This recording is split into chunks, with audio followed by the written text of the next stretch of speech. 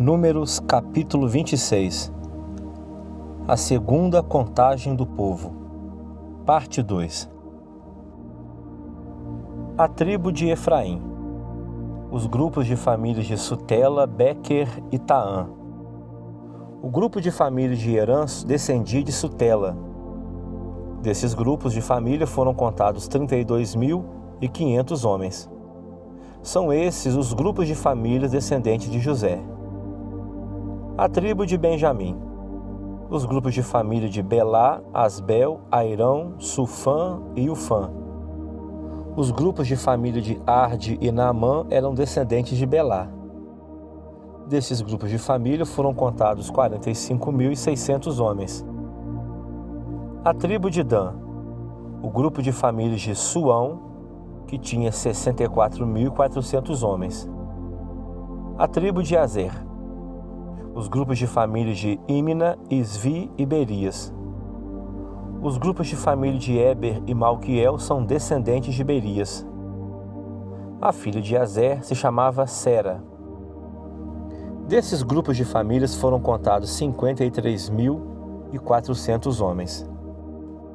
A tribo de Naftali.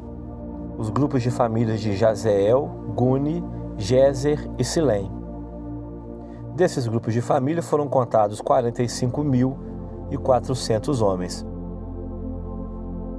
O número total dos homens israelitas era de 601.730 homens. E o Senhor Deus disse a Moisés: divida a terra entre as tribos conforme o tamanho delas.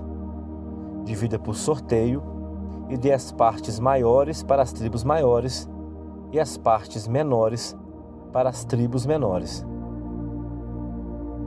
A tribo de Levi era formada pelos grupos de família de Gerson, Coate e Merari.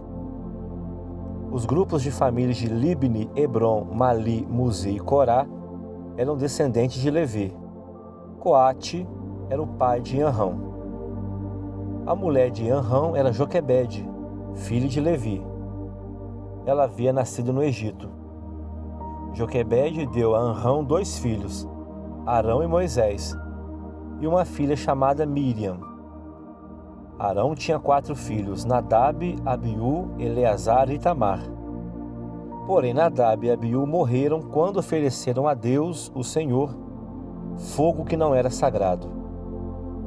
Foram contados 23.000 levitas do sexo masculino, de 1 mês de idade para cima.